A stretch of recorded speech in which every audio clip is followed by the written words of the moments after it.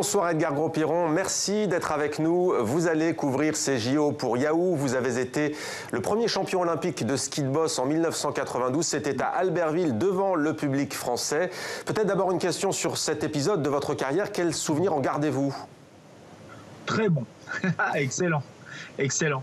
À la fois, satisfait d'avoir fait le job parce que c'est quand même pas mal d'entraînement pour en arriver là. Et puis ensuite, fier d'avoir pu donner du bonheur aux gens parce que ça, quand on est champion olympique dans son propre pays, ça donne énormément de bonheur aux gens qui ont cru en vous et qui vous ont soutenu. Alors on va parler avec vous pronostic maintenant. On imagine que vous allez vibrer, vous, pour les skieurs français notamment. Quelles sont les grandes chances de médaille justement côté tricolore et côté francophone si on élargit? Côté tricolore, on a une belle chance de médaille sur la glace avec le couple de danse sur glace et puis ensuite le ski alpin. Je crois qu'on a la chance parce qu'on a un beau potentiel dans toutes les disciplines. Alors jamais à rafler tous les titres, mais dans toutes les disciplines, que ce soit dans le nordique, alors avec Martin Fourcade évidemment, sur le biathlon, le ski alpin, le freestyle. On a vraiment une équipe qui est très consistante et qui se fait remarquer tous les week-ends en Coupe du Monde. Après, côté francophone, on connaît les Canadiens et les Suisses et leur talent, leur amour du hockey sur glace, avec peut-être un petit avantage pour les Canadiens pour qui c'est le sport national. Et puis les Suisses qui ont une très très forte équipe nationale en hockey, mais qui aussi est très très forte en ski alpin. Et on l'a vu, il y a énormément de jeunes qui sont arrivés, qui se sont distingués en Coupe du Monde. Donc non, je pense que les francophones vont très bien s'illustrer. Et j'espère d'ailleurs, s'il y avait un palmarès par langue, en fait, ce serait intéressant de voir si la francophonie est premier au tableau des médailles.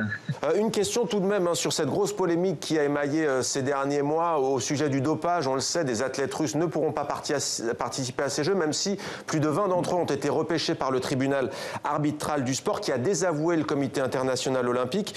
C'est un problème qui concerne tous les sports et notamment les sports d'hiver. Est-ce que vous diriez que des progrès ont été effectués ces dernières années, Edgar Gros-Piron?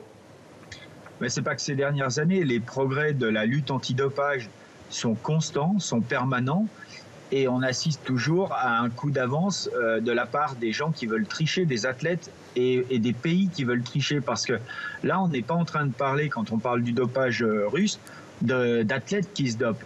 Les athlètes qui se dopent sont une des conséquences d'un phénomène qui est beaucoup plus important, qui s'appelle un dopage d'État. Je trouve que c'est normal que le CIO ait sanctionné le pays. Je trouve ça tout à fait légitime. Je trouve que c'est tout à fait légitime du coup de sanctionner également tous les athlètes qui ont été pris dans cette affaire-là.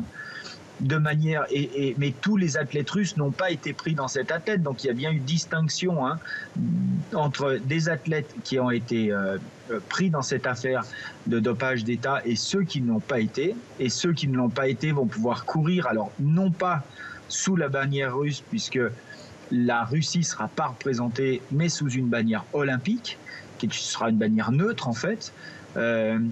Et je trouve ça tout à fait normal de protéger les athlètes propres. Merci beaucoup Edgar Gros-Piron d'avoir répondu à nos questions à quelques heures donc de la cérémonie d'ouverture des JO d'hiver de Pyeongchang. On vous suit donc sur Yahoo puisque vous êtes consultant pour le site internet. Et puis bien entendu, d'ici la fin des épreuves, peut-être sur TV5 Monde, on retournera vers vous. Merci d'avoir été avec nous Edgar.